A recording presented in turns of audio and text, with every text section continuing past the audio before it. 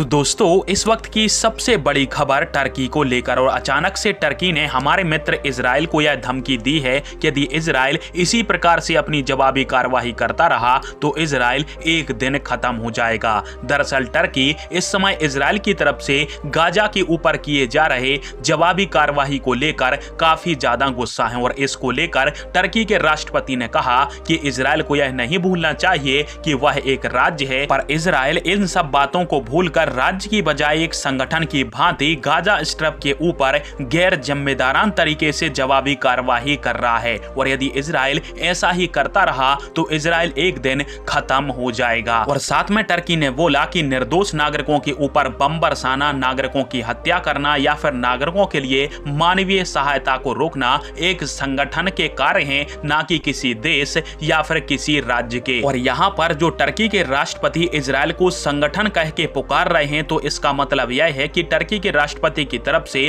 Kurdish आतंकियों को भी संगठन या फिर ऑर्गेनाइजेशन के नाम से ही बुलाया जाता है, और यहाँ पर इजराइल को भी इसी नाम से टर्की पुकार रहा है। और यहाँ पर टर्की का यह भी कहना है कि युद्ध के कुछ नियम कानून होते हैं, कुछ नैतिकता होती है, और इसका पालन दोनों ही पक्षों को करना चाहिए। परंतु इजराइल और गाजा की लड़ाई में दोनों ही पक्ष युद्ध के सारे नियम कानून भूल गए हैं। हालांकि एक रिपोर्ट ऐसी भी आई है कि टर्की के राष्ट्रपति ने इजराइल की तरफ से की गई हमास के ऊपर कार्रवाई को नरसंहार बताया है। इसके अलावा टर्की के राष्ट्रपति ने यह बात अच्छी करी कि हमास के लड़ाकों के साथ बातचीत करी है कि इजराइल के जो भी नागरिक बंधक हैं उनके पास उनको छोड़ दे और इस लड़ाई को खत्म करे। और इसके ऊपर आप सभी इसका भी आर्टिकल देख सकते हो। अब यदि टर्की हमास के लड़ाकों से इजराइल के नागरिकों को छुड़ाने में इजराइल की मदद करता है, तो यहाँ पर भारत भी टर्की का सपोर्ट करने के लिए तैयार है, क्योंकि भारत भी अपने मित्र इजराइल को युद्ध से दूर रखना चाहता है और उसका संरक्षण करना चाहता है।